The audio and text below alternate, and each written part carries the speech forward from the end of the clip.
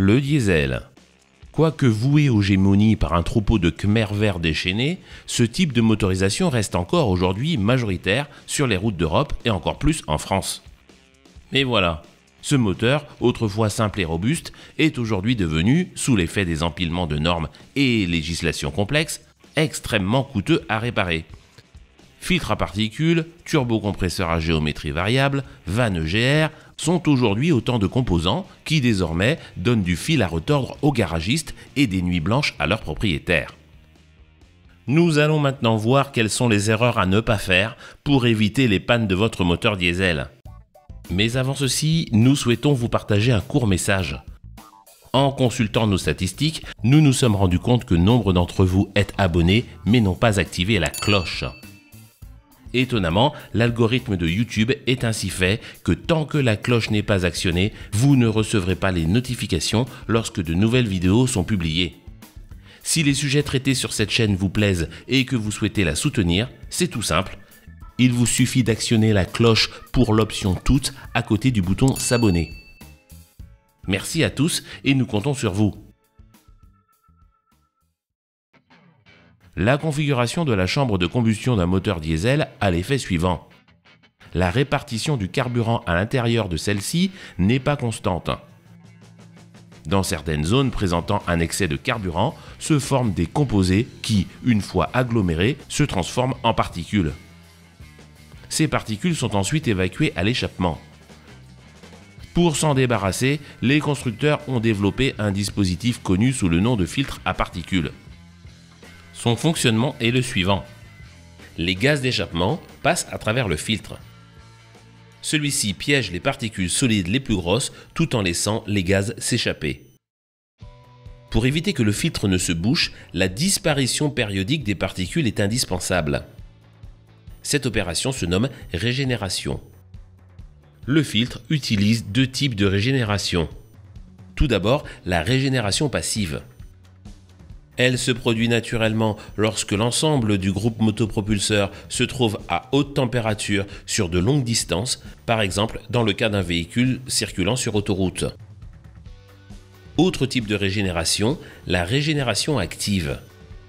Lorsque les conditions ne permettent pas une régénération passive, par exemple lors d'un démarrage à froid filtre plein, le moteur va alors injecter du carburant supplémentaire, ce qui va permettre d'accélérer le processus de combustion des suies ou particules.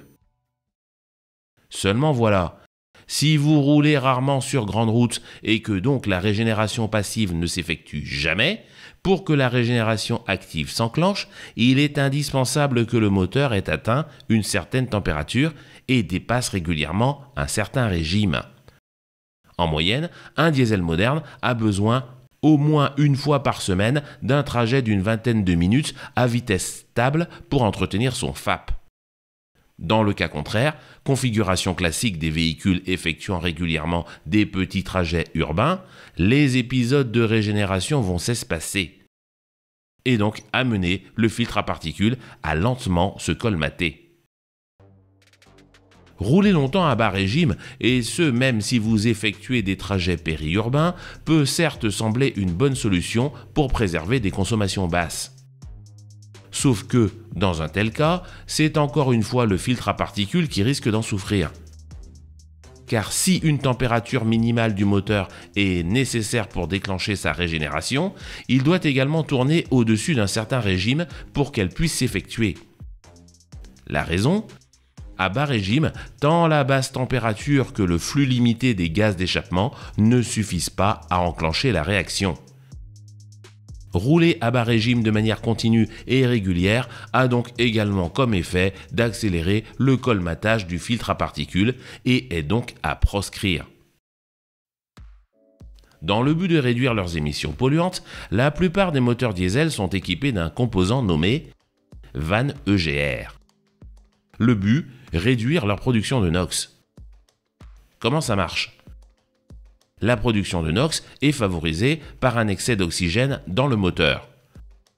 Le diesel, fonctionnant en mélange pauvre, est donc par nature un gros producteur de NOx. La vanne EGR a pour fonction d'injecter une partie des gaz d'échappement à l'intérieur du moteur. Ceci a pour effet de réduire le volume d'oxygène à l'intérieur de la chambre de combustion, et donc de réduire la production de NOx.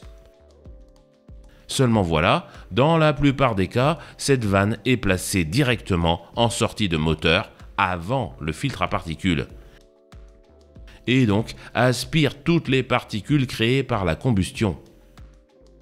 Au fil des kilomètres, les particules finissent par s'accumuler à l'intérieur de la vanne, qui se retrouve donc encrassée et peut même se boucher dans ces conditions. Rappelons que l'accumulation de suie est directement liée à des problèmes d'homogénéité du mélange air-carburant dans le cylindre. Ce phénomène est particulièrement marqué durant les phases suivant le démarrage du véhicule ou encore lorsque le moteur tourne très souvent à bas régime. Éviter les trajets courts et la conduite urbaine excessive est donc conseillé. De plus, faire tourner votre moteur à mi-régime sur plusieurs kilomètres permet de brûler certains des dépôts s'accumulant non seulement dans le filtre à particules, mais aussi dans le cylindre, dans les tubulures d'échappement, ainsi que dans la vanne EGR. Mais aussi, et ce point est malheureusement souvent négligé, l'utilisation de carburant dit premium est fortement recommandée. La raison: même si le produit de base est strictement le même pour tous les producteurs et distributeurs, les carburants haut de gamme contiennent un grand nombre d'additifs spécifiques.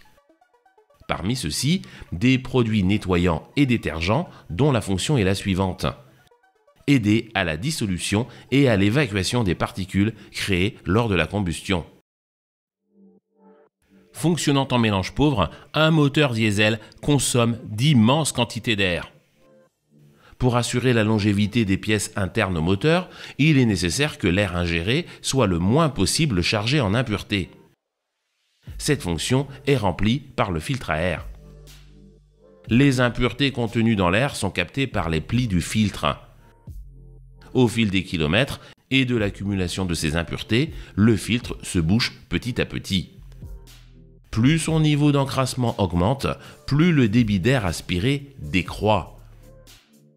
Ce phénomène a pour effet une combustion dégradée, elle-même responsable de l'augmentation du volume de suie créé.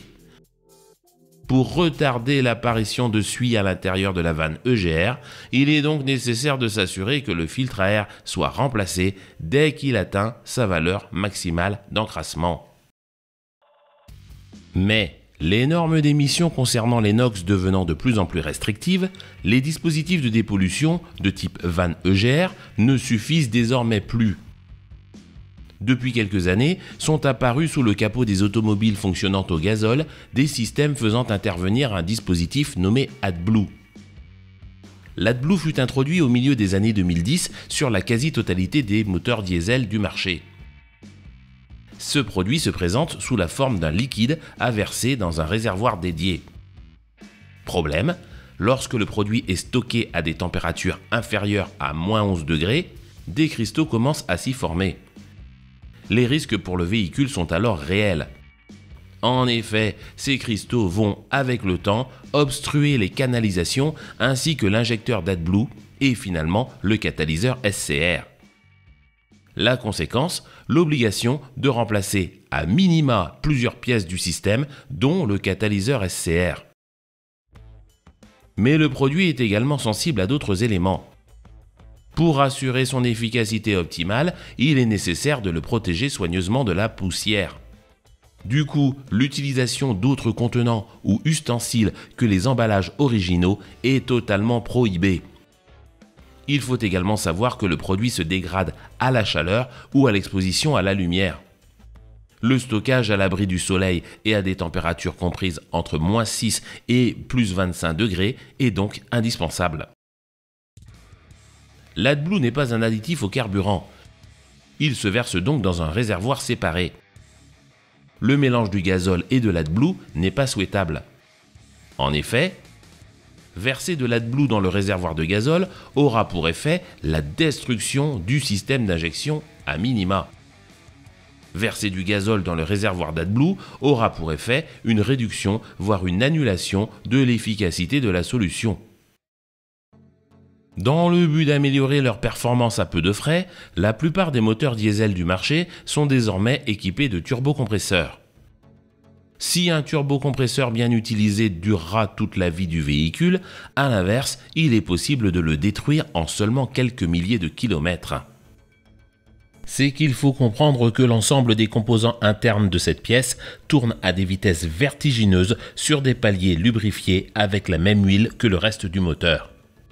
Le maintien d'une lubrification efficace dans toutes les phases d'utilisation est donc indispensable pour éviter que les paliers ne s'usent prématurément. Il est donc évident que la qualité ainsi que l'état de l'huile du moteur sont essentiels pour préserver la bonne lubrification et donc assurer le fonctionnement optimal du turbo.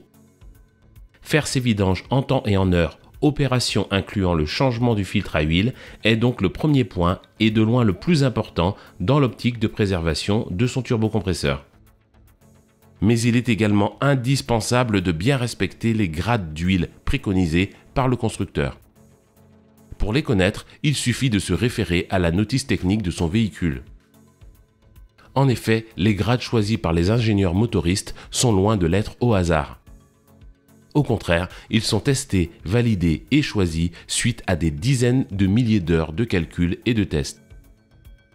Il est donc totalement inutile, voire même dangereux pour le turbo ainsi que pour les autres pièces du moteur, de jouer à l'apprenti sorcier en testant des grades d'huile et autres additifs non validés par le fabricant du véhicule. Durant le fonctionnement du moteur, des vapeurs se créent à l'intérieur du carter d'huile. Ces gaz sont dus à deux phénomènes. Premier d'entre eux, la montée en température de l'huile. Le deuxième phénomène a pour genèse la phase de combustion. Lorsque l'allumage du mélange se produit à l'intérieur de la chambre de combustion, toutes les soupapes étant fermées, la pression dans le cylindre est à son maximum. Elle est alors bien supérieure à la pression de l'huile dans le carter. Ce fort différentiel a pour effet le passage d'une petite quantité de gaz d'échappement à travers la segmentation. Ces gaz rejoignent alors le carter d'huile. Les piégés auraient pour effet d'augmenter de manière significative et dangereuse la pression dans ce dernier. Pour éviter ce problème, ces vapeurs sont dirigées vers le circuit d'admission d'air pour être ensuite brûlées durant la combustion. Le déshuileur ou reniflard est la pièce chargée de cette fonction sous le capot moteur. La présence de vapeur d'huile dans le circuit d'admission a pour effet la création de corps carbonés microscopiques constitués d'hydrocarbures imbrûlés. Dans le cas d'un moteur à injection directe, solution retenue sur la quasi-totalité des diesels modernes, le jet de carburant s'effectue directement à l'intérieur de la chambre de combustion. Ni les conduits d'admission, ni les tiges de soupape ne sont donc soumis à la capacité détergente des additifs présents dans le carburant. Les hydrocarbures imbrûlés finissent par s'agglutiner entre eux en un conglomérat carboné connu sous le nom de calamine. Celle-ci peut envahir les chambres de combustion, les pistons, mais aussi et surtout les soupapes et les tubuleurs d'admission. Les moteurs montant peu en température sont les plus susceptibles d'être affectés par les problèmes de calamine. Rouler exclusivement en agglomération est donc, une fois de plus, à éviter. Si vous habitez en ville, utiliser de temps à autre votre véhicule sur des voies rapides peut donc être efficace pour ralentir le phénomène d'encrassement par calamine. Merci à tous d'être fidèles à cette chaîne. Si vous ne l'êtes pas encore, assurez-vous bien de vous abonner et d'actionner la cloche pour être notifié lorsque de nouvelles vidéos sont publiées.